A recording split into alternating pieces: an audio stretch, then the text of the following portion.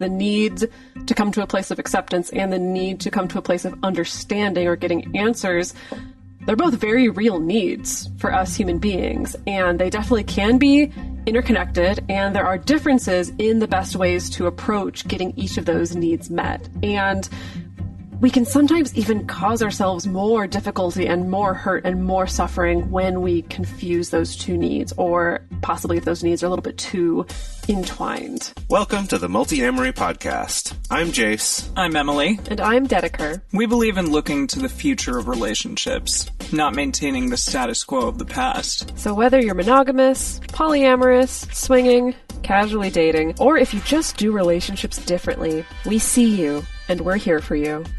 Forms I know I did, forcing me to form myself to fit. On this episode of the Multiamory podcast, we're talking about closure. What it is, when it's needed, when it might not actually be something that we need, even if we think that it is. We're going to be taking a deep dive into some research about it, as well as breaking down what do we even really mean when we talk about getting closure or needing closure or wanting closure. Yeah, Closure. so I know that closure is such a broad topic, and we can think about closure with things like the death of a loved one, but I usually think about it in terms of relationships. My experience is that word closure is mostly tossed around with relationships, and especially in regards to breakups. I was curious, what are all y'all's experience, thoughts, opinions about relationship closure? Well, I mean, I definitely have one relationship that sticks out in my mind that I didn't feel like I got a lot of closure on, and it sort of haunted me for many years. And then actually, Jase kind of knows this story, but when we were first opening up and becoming polyamorous, I drove down to San Diego and met with this ex. This was the ex, not the guy that I had sex with, Jase. I see. This is different from that. And we just had a nice lunch, and I found I didn't really need closure after that. Even though for years I had been what did I do? He broke up with me, and I was in college when that happened. And then, 3 to 4 years later, when I was having this lunch with him, it was fine. It was I'm over it. So you didn't even have necessarily a closure oriented talk. It was just kind of meeting together and having this time that helped you make that feel better. Exactly. Yeah, it was seeing each other where we were at that moment in time. And, still a nice guy, but I had moved on with my life, and that was good. So that was the closure. It was an internal closure almost. Closing that book and putting it away. Nice. What about you, Jase?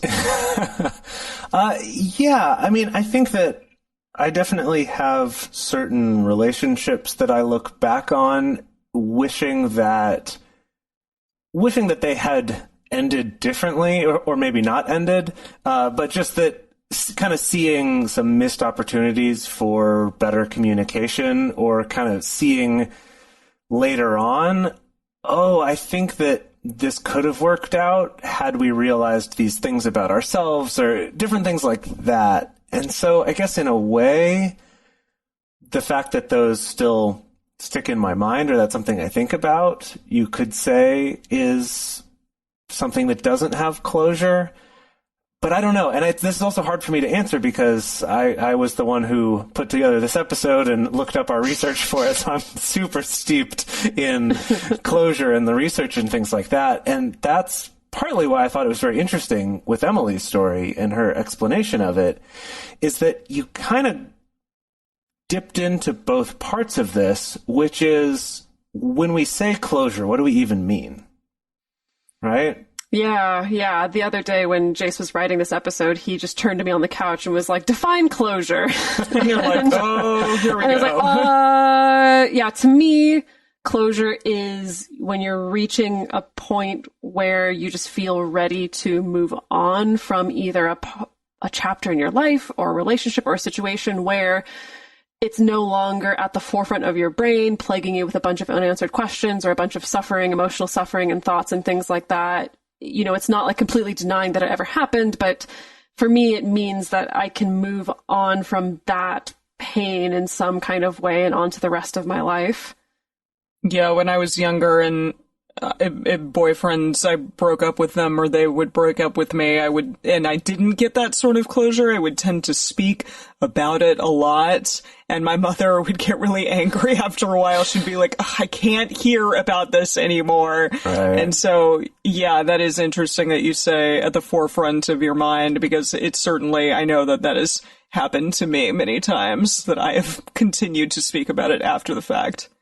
My personal opinion about closure is I tend to be the person who's very much the realist of like, closure's not a thing. You don't need it. Stop trying to get it. It's not something we actually get in real life. It's not like the movies. You know, you don't always get a perfect conversation at your loved one's deathbed, or you don't always get a perfect conversation at the end of a relationship. You know, move on from it. But that's probably because I came from a family of origin that was very not sentimental about these things and very much about like, okay, all right, people, let's just move on. Let's just get through this, you know. However, it is so interesting when I think back about my own relationship history and thinking about, you know, what are the relationships where I felt like I got closure, or felt like there was that transition moment of like, okay, I can become this person's friend now genuinely, and there's no ill will or weirdness between us. Thinking about the people and exes and stuff that I still think about, either in a negative way of like, I'm still angry at this person and resentful, or in a positive way of I still have longing for this person or I miss this person. That is really interesting because I can't quite make a through line of those. I can't quite look at them and be like, oh, clearly I didn't have a closure conversation with this person. And that's why for me, it feels a little more unpredictable, but it is interesting to see and ask that question. I'm like, like, why do I think about this person still and not this person? Right. And then, so in looking at closure, there's also another thing that people mean with closure, and it's kind of what Emily hit on when she was first telling her story, which was this thing of, why did he break up with me? What was the reason? What did I do? And it's this, that I want answers. So with closure, there's kind of these two different pieces that are maybe interconnected, but they're separate. And that is, the first one is, like Dedeker said, is kind of acceptance and like letting go, moving on. And then the other one is this, I want answers. I want to understand. Yeah. And those two needs, the need to come to a place of acceptance and the need to come to a place of understanding or getting answers, they're both very real needs for us human beings. And they definitely can be interconnected, and there are differences in the best ways to approach getting each of those needs met. And we can sometimes even cause ourselves more difficulty and more hurt and more suffering when we confuse those two needs, or possibly if those needs are a little bit too entwined. I think specifically the place this shows up is when what we want is, I want to not be upset anymore, or at least not as much. I want to move on. And so I need answers. Mm-hmm. And in reality, those two things might be separate from each other, or at least not a one-to-one. Like, getting that answer isn't necessarily going to make you be over it. And I think we see this when I know this has happened to me in the past, in my younger days especially, of having like 10 closure conversations with someone that 10? You're breaking up with. With the same person. Having closure conversation after closure conversation, and you keep feeling like you need it because you're still not getting what you want, because maybe what you want is a different type of closure. Yeah, I kind of give this analogy to clients sometimes, and to myself as a reminder sometimes, that if you get really bad food poisoning, you might sit up all night trying to wonder, like, oh, what caused the food poisoning? Was it when I went to Chipotle? Was it when I had that yogurt? Was it when I ate that pickle? Like, oh, what was it? And even if you figure it out, you're like, oh, it was probably the Chipotle. That doesn't make your food poisoning go away, unfortunately. Yeah, I like that. That's a good analogy. Like you're still probably going to be miserable and just kind of have to work through it and heal on its own, even if you got that answer. And I think I mean, it's maybe not a perfect analogy, but I do think that applies to things like breakups sometimes. But let's first look at the need for closure through the lens of that type of closure that is seeking answers and understanding. Yeah, so as I spoke about earlier, I definitely, in my youth especially, had this like strong desire to try to understand and get some concrete answers, and that was really important to me. And it's apparently something that like philosophers and psychologists, they have worked on and thought about for a really long time. So we're going to talk about a psychologist named Ari Kruglansky, and their definition of the need for closure, which is that individuals' desire for a firm answer to a question and an aversion toward ambiguity. Yeah, so this is that one we were talking about of just, I want concrete. I want to understand. I want an answer. This makes me think of how kind of the media talks about something like revenge. Like, in our stories and stuff, like, once you get the revenge, then you'll feel better. And this is, like, similar in the way, like, okay, once you get the closure, then you'll feel better. But often, that isn't really the case for either. So, okay, but in 93, there was something created called the Need for Closure Scale, the NFCS, and it was developed by Ari Kruglansky and then Donna Webster and Adina Klein, and they created a standard way to measure the need for closure. It was this 42-item scale, which sounds like a lot to me, but then they shortened it in 2007 and created a test that is pretty accurate as well, but it's only 15 questions. So we're going to talk a little bit about that. Yeah, so the original scale is still the scale. Like when a psychologist is testing for this, they use the large scale if possible. The shorter one is just kind of if you're in a situation. If you look it up on Cosmo. If you look it up on Cosmo, or if you just don't have time to administer the full one, like this is just one part of a larger psychological study and you're trying to keep time down or something, this is a validated study. That the 15 question one has been validated to show that it does very closely relate with the 42 item one as well. So what was interesting in their research is that, first of all, a need for that understanding closure, the need for getting some kind of firm answers is universal.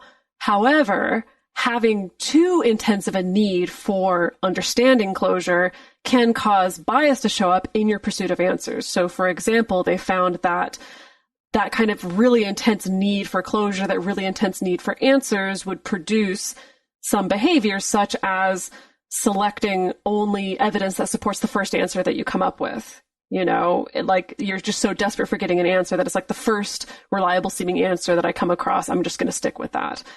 Things like getting stuck in one way of thinking in spite of new information, or not checking the reliability of a source.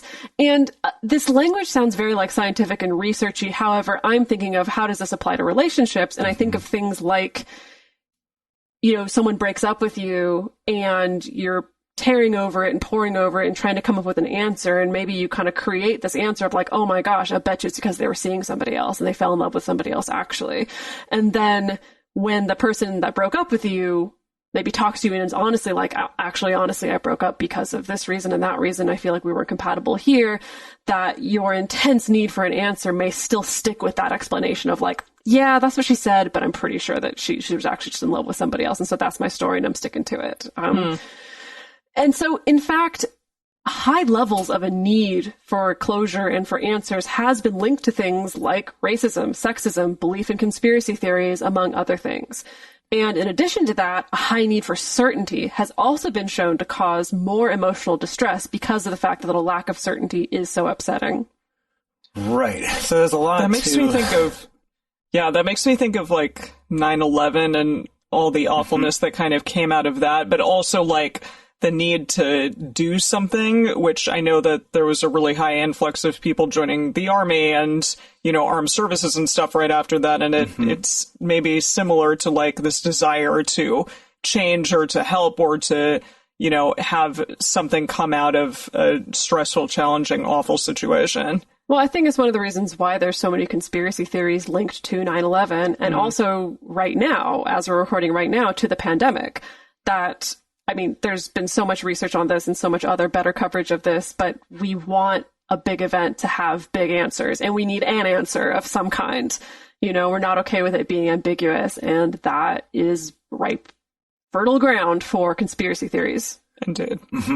Absolutely. And so So with this, having too strong of a need for closure, like Dedeker was saying, can lead you to kind of grasp onto one conclusion, the first one that seems sort of close to fitting. And it's like, I'm so uncomfortable because I need this certainty so bad that I'm going to latch onto that one. And like she said, that's when you keep having 10 different closure conversations with your ex because you really want to understand, but you keep needing more closure because no matter what answers they give you, you're like, no, that doesn't fit. It's got to be something else. So it can, or you need them to fess up to the thing that you think that it is. So almost ironically, that need for it actually makes it more elusive in a way, because then it's just like, no, but I haven't found the right thing that fits what I think it needs to be already. And then in terms of reliability of a source, I mean, Emily made a great point in talking about things like catastrophes and things like that, is also when you have this desperate need for certainty, it's like the first piece of information you hear, regardless of whether it's just from some random Twitter account, it's like, that's fact, right? Or we hear some accusation against some celebrity or something, and it's like, aha, I'm going to go with the very first one I heard. I don't care where I heard about that from, whether that was from, Fox News, whether it was from some Russian news site that some friend reposted on Facebook, whether this was from a friend who actually experienced it firsthand. Like we kind of, it's irrelevant because we just want, right? We just want that concrete answer. Okay. So now on the other side, too low of a need for closure, turns into basically kind of just like not doing anything, not making any decisions, avoiding clarity, being intentionally ambiguous, never committing to or deciding on anything. And this can be a problem because it's frustrating for other people around you because you're not as good a communicator if you're not clear on things, even with yourself, of what your decisions or your goals or your priorities are. And then also it just kind of holds you back, right? So we want to find this balance and be in between these. Essentially, we need some desire for certainty and closure in order to just function, but we don't want to have too much and we don't want to have too little. And this is interesting. Personality does have an effect on one's need for closure, but to a large extent, it's more affected by the situation. And I was wondering if you found more out, Jase, on what that meant exactly. What type of personality? Like, do they mean someone who has an attachment style that's in a specific way, or like what? Or people? Yeah, I don't know. No. So what this means is that if you say you were to test someone on this scale, on their need for closure scale, and basically if someone tests really high, they're probably generally going to test on the higher side compared to someone who tests in the middle or low. It's kind of like, this is a personality trait, not saying like some other personality is this or not. It's just, there's a part of it that's inherent. That's a trait that you have. That makes sense. But to a large extent, it's affected by the situation. So it's not, this isn't just something that you're stuck with. It's like, you've got this and that's it. It's like you do have some control and it's affected by the situations you're in quite a bit. Which is what we sort of talked about before regarding catastrophes or our current pandemic situation, anything that's kind of more in flux, where people have maybe more stress or more fatigue that is happening, even a noisier environment, more information coming at all angles at us at once, and just like feeling like we need to get opinions from everyone to increase our need for closure. All of those things can increase our need for closure. Well, and specifically if we feel like we need to give an opinion. And I think I see this one a lot on social media, where kind of everyone feels like they're required to give an opinion about everything that happens as it happens. And that feeling of, I need to give an opinion on this, increases your need for closure, which, as we said before, can increase your susceptibility to bias and actually making worse decisions and finding less accurate information. And having the last word, it seems like, on social media and on the internet in general. Interesting. Right. Well, I mean, then we kind of get into that other thing of, once you've stated an opinion publicly, then there's this other thing of now I'm entrenched, and if I back down on that, then I see that as a negative trait about myself, and so now I have to stick to it. So he's saying something publicly then kind of causes that problem to be even worse, of now I'm only going to see evidence that supports me on this. And if we just look at anything that's going on in politics or the news right now, it's just like, yeah, hello, there it is. Like, that's what's going on. It's like no one's minds are being changed because everyone's voicing their opinions publicly online, and then you can never back down from them. Or at least it's much harder to. Anyway, I could go on and rant about that forever. So the terrorism thing, like that Emily brought up with 9/11, that they did studies of this where they just had people read an article or watch some footage talking about 9/11 and then had them do something else unrelated and then had them do this need for closure scale. And the people who were kind of reminded of something that was very stressful and tragic and out of control feeling tested higher on the need for control scale. Right? The need for closure scale. The need for closure scale, yes. Yeah, exactly. So even just being reminded of it, much less even being in it. They've also done other studies testing people right after things like the Boston Marathon bombings and things like that, and seeing these spikes in people's need for closure. So then, as far as pursuing closure goes, if we're feeling this, that we need this closure, that there's two stages to it. There's the finding stage and the keeping stage. Finders, keepers. I came up with those names. They had other names for them, but Well I done. thought these were cuter. What was it, like really ugly names? What are you talking about? It was like grasping and holding or something. Oh, It yeah. just finding and keeping was cuter. Love So finding is about getting that answer quickly, which we talked about. You jump to conclusions, you don't verify your information as thoroughly, things like that.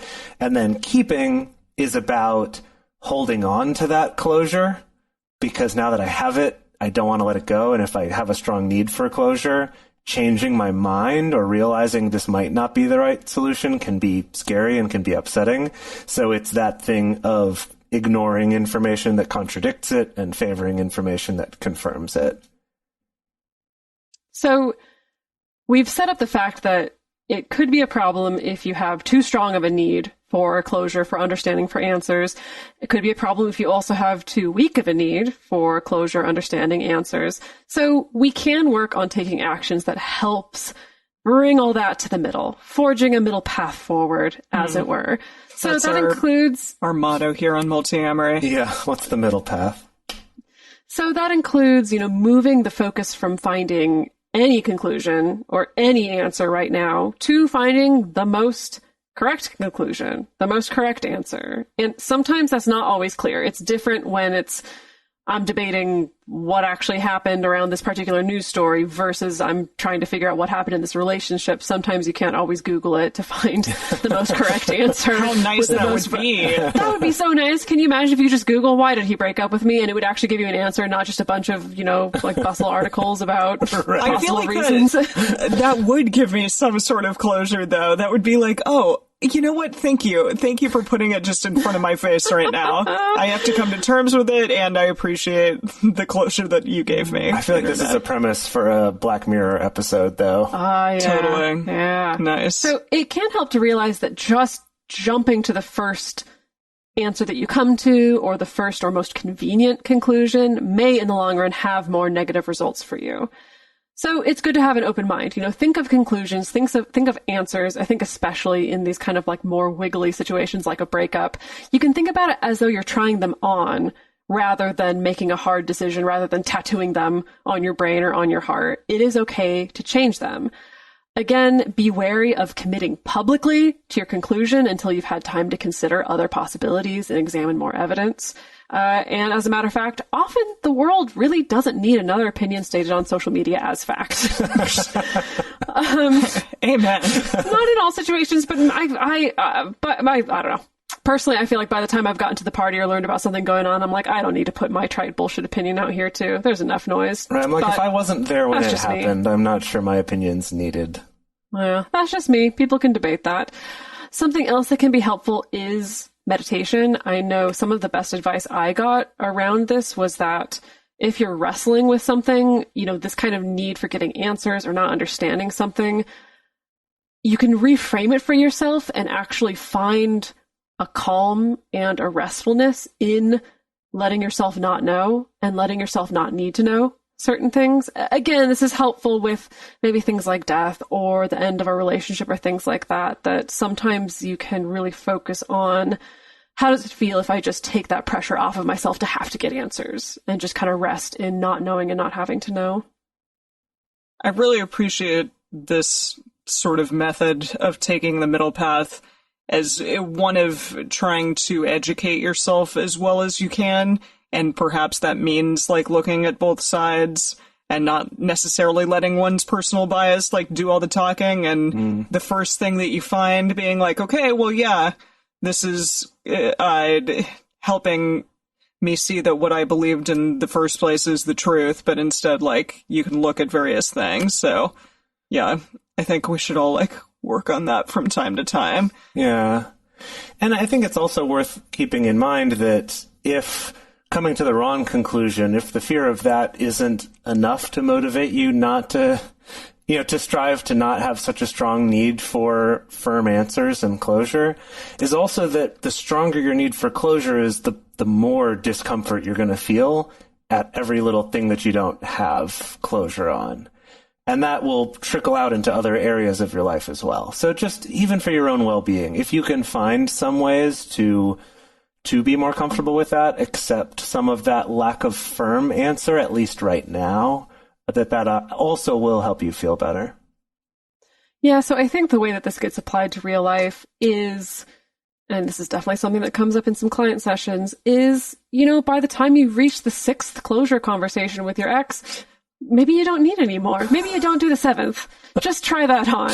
Maybe you don't do the 7th. Because again, at the end of the day, you can ask all these questions about why they broke up with you or whatever about stuff that happened in the relationship, and But they you're can still going to answer have you. food poisoning. You're still going to have food poisoning. And they may answer you honestly or dishonestly. There may be no way of actually being able to hook them up to a lie detector test to make sure that they're giving you the honest answer. They may never give you an honest answer, Mm-hmm. And so sometimes it could be kind of a futile quest, as it were. Yeah. And then the other thing to think about, if you have had several of these closure conversations, or you keep trying to have it and not being able to, is that perhaps the closure that you're seeking is not this type of closure. It's not the answers closure. It's the other type, the acceptance type of closure that will take more of the edge off of that hurt and discomfort. And so that's what we're going to talk about next. But first, we're going to take a quick moment to talk about how we can keep this show coming to you and to everybody out there for free. So many psychologists and counselors believe that calling it closure, just saying like the word closure, can actually hurt our ability to process grief more than it helps process grief, which is really interesting. So closure just implies that something is done, it's complete, we're over, and really grief, if you have ever lost anyone, and I think all three of us have, that's just not how it works. It comes in waves. There are, some days it's much more apparent than others, and it is unpredictable completely. So just seeking, that type of closure where we end up sort of preventing ourselves from proactively and healthfully moving forward through the grieving process is probably not what we ultimately want. So it can cause us to feel this guilt also for not being totally fine about it. And yeah, I mean, geez, I've felt that before for sure. Like, well, I'm not over it yet. What's wrong with me? Mm-hmm. But it really, as I said, it's completely unpredictable. So we're going to talk more about acceptance as opposed to just this word closure. Yeah. So there's a great article called The Myth of Closure by Bob Livingston, who's a social worker in San Francisco. And in the article, he emphasizes that grief and loss are not something that we move on from entirely. It's not a book that gets closed or something that gets packed up in a box with a bow and put away forever. Instead of seeking to let go or close the door on these experiences, instead he encourages us to focus on healthy grieving and then finding ways to create a new way of life, essentially, a new healthy way of life, and living with that grief where it doesn't show up as a destructive force in our lives. And that's a proactive process to get there, not just something you can kind of get one answer or do one thing and then boom, it's closed and it's done forever.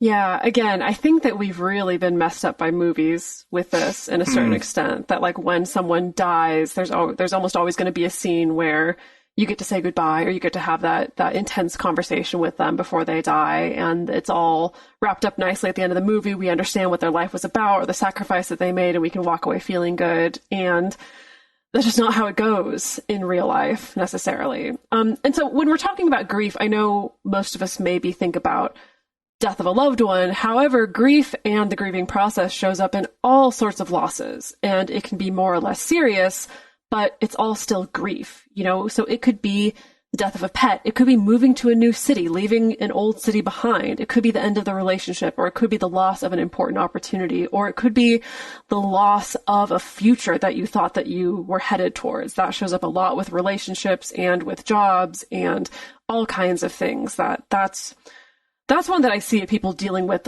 a lot as far as like grieving and mourning, is sometimes that like having to grieve the loss of what I thought my future was going to be can be really intense. Yeah. Oh, yeah. I mean, that hits real hard thinking about some particularly painful breakups from my past, is that kind of, sort of mourning the loss of what I thought my life was going to be. And I think that we really sell ourselves short when we try to think that it's not grief, like that we don't give the respect to that grief process, even if, say, it's something like moving away from a city that you love, that maybe you'll be pretty much over it in a month or two. Maybe it'll take longer. Like sure, that's less serious than a death of someone really close to you, and it's going to take less time, and it's probably going to be less painful, but it's still grieving. It's still a loss. It's still a process that you can go through proactively and healthfully or not. Yeah, and grief is a really, I think, very unique and specific emotion that each person feels in a very unique way to themselves. And I know people talk about like the grieving process and like the steps to grieving and all of this, but it really doesn't necessarily happen in a specific order and in a specific timeline. It doesn't last the same amount of time as like something else that you grieved in your life maybe did. So we do need to learn to move through it in a healthy way, and it needs to be an active and an intentional process. I know other communities of people, other countries, other, there are people out there that I think do the grieving process better than maybe the three of us were taught to in our lives, for sure. I think what it sounds like you're alluding to is I do think that like in America and a lot of Western cultures, we've really been scrubbed of a lot of our rituals for grieving, you know, like especially with the death of a loved one. It's like, yeah, we have a funeral and that's it. Go back to work, have fun. You know, maybe you'll get a couple of bereavement days from your job or work or whatever, but like we don't have any kind of ritual or instruction of what you need to do, what you need to go through. Of course, it's going to depend on your religious background. Certain religions have very specific instructions for that, and certain cultures have very specific instructions for that. But I do think that a lot of us don't have that. We're not raised with that, and we're just kind of left to be like, all right, just kind of float around and wander. I know we definitely don't really have any kind of socially or culturally set rituals for grieving the end of a relationship. Really? Not at all, no. Like, at all. It's more like, get over it or move on, or, you know, it ended, so you need to, you know, figure out a way to sort of move forward. Or those, like, you know, men do this and women do this. Sure. You see those frickin' memes about the grieving process with men and women that are kind of bullshit. It reminds me of, and really quick content warning, we're going to talk about miscarriages and abortion just really quick, that I read this study that was done specifically of Japanese women, because in Japanese culture, when someone has to abort a baby or has a miscarriage, there's a really established cultural practice of essentially what it looks like is kind of like you go to the local shrine or a particular shrine and you buy like this tiny little, it's called like a Jase statue. It's like a tiny little stone statue that you set there at the shrine. And it's specifically for that, for kind of mourning the loss of a baby that you are carrying. And they found that kind of because this is a really long established cultural practice, that like Japanese women, when they went through this really traumatic, really tragic experience, that mentally and emotionally, they kind of bounced back from that experience a lot quicker than women whose cultures didn't have any kind of ritual like that. You know, like that for these Japanese women, of course, it had almost an identical emotional impact. It's not like they were fine the next day, but that they theorize that going through that ritual helped set them up to be able to find that acceptance, you know, that kind of closure and move on. And that's another situation where we do not have a ritual for that whatsoever. You know, it's kind of been like, let's just not talk about it and you deal with it on your own. Right. And if you think about it too, the irony being that in our culture, I feel like we have this idea of just move on with your life, try to move on. And like you said, Dedeker, in those studies, they found that actually took longer to then get over and recover from that instead of intentionally spending time doing things to grieve for that. And I think this applies to a lot of other things like relationships, which, to bring it back to that, where we started this whole episode is kind of talking about breakups and things like that, is that I feel like a lot of the conventional advice out there for dealing with a breakup is to just get over it, right? Like that's where we have the concept of the rebound relationship, or something else is like distract yourself. Don't think about it. Find other things to do. Don't think about it. It's just this like, don't think about it. Don't think about it. And I would bet that same thing would apply if you did have sort of more of a proactive, intentional way of grieving for something. Even if it was maybe you only dated this person for a month, but it's like, yeah, give that some respect and give some moment for that grieving. I would bet that in the long run, that would actually end up with feeling better sooner and being able to move on sooner in a healthier way. Yeah, and letting yourself actually feel the emotion as opposed to kind of tamping it down for a long period of time. So the first step in acceptance of the loss and sort of moving through the loss and the grieving process is to accept that you are grieving and that is natural, that's okay, it's nothing to feel ashamed of. And also part of that is just accepting that how you grieve and what grief is that it can affect and permeate sort of every aspect of your life. And so we have a list of ways in which grieving can occur, and this is from the University of Washington Counseling Center. So let's talk about some of those.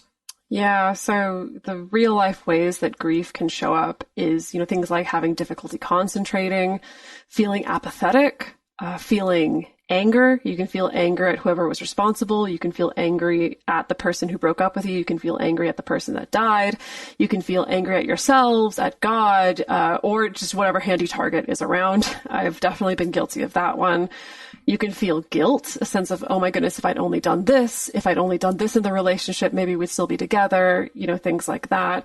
You can have sleep disturbances, a loss of appetite. You can have a feeling of wanting to withdraw from others. These are all very, very normal responses to grieving the end of something. Yeah, also things like just irritability or intense sadness. I mean, that one seems obvious, but it's if you're prone to these bouts of just suddenly I'm crying and I'm really sad because I thought about this thing, yeah, that's part of the grieving process. On the other side, feeling numb, just feeling like you kind of can't feel anything, or loneliness, or a sense of being separate from others, or a loss of life's meaning. And this is just part of a much longer list. But I think why it's important to acknowledge these things is just that this is natural and it's part of it, and then also to kind of, I guess, let yourself off the hook a little bit because of it too. And so, I think like you were pointing out at the beginning of the episode, Jase, that sometimes we can be seeking closure thinking that it's going to short circuit this and we're not going to have to go through feeling all these terrible things. You know, right. That we feel like, okay, I need to go to my ex, we can have a conversation, I can get all these answers, and then I can go to sleep at night and not have to feel the anger or the sadness or the irritability or the loss of appetite, you know, that's going to be the thing that's going to get me through this, when the reality is that often the only way out is through. Yeah.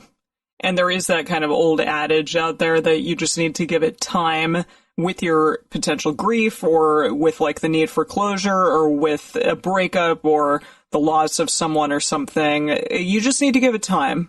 Don't worry, you'll get over it eventually. But according to the University of Washington, that's actually not true. So one way of understanding the work to be done in the grieving process is to think of grieving as a series of tasks that we need to complete. So not necessarily in this sequence, but let's talk about 4 different things that you can do.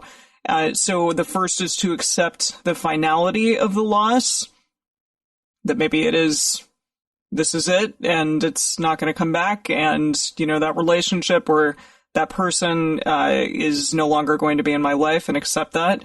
Acknowledge and express the full range of feelings we experience as a result of the loss, which that's an overwhelming idea, I think, to a lot of us, because there's going to be a lot of emotion involved there. Maybe potential depression from that, a huge amount of feelings that we just discussed, and then even other things as well can come up. Also adjusting, number 3 is adjusting to a life in which the lost person, object, or experience is absent, and that does, as we say, take time, but it's another sort of thing that you have to understand and get through in this process of grieving. And then finally, say goodbye or ritualize this moment, and ritualize a movement to a new peace with the loss. So come to some sort of peace and understanding about the loss being present in your life. Yeah, and so I think the point that they were trying to make in saying that it's not true that you just need to give it time is that time by itself isn't enough, but time while proactively doing these things is what will get you through it faster, ultimately, and in a healthier way.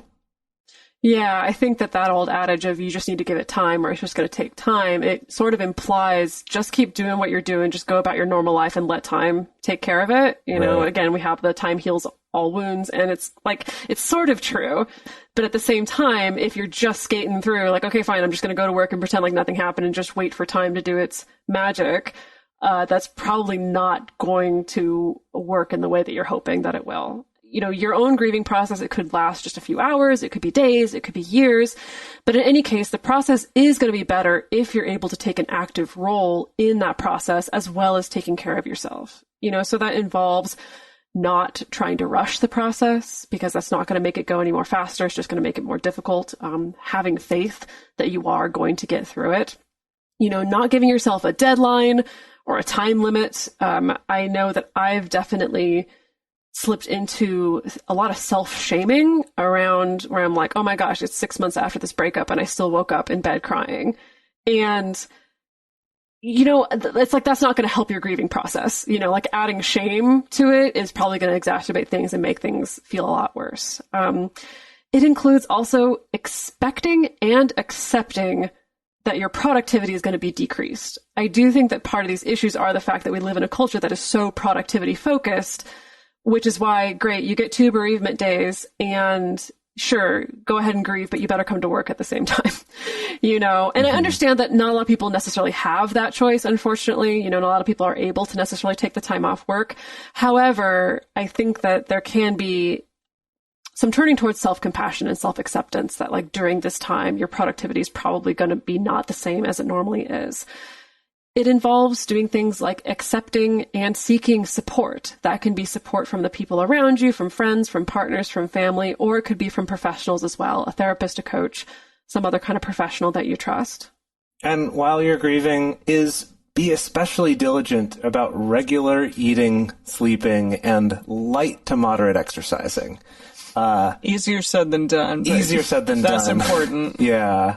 I think that's why it's worth noting. It's being diligent about it. It's not just let yourself sleep. It's like, no, kind of make yourself sleep, right? Like, be diligent. This is part of your homework here.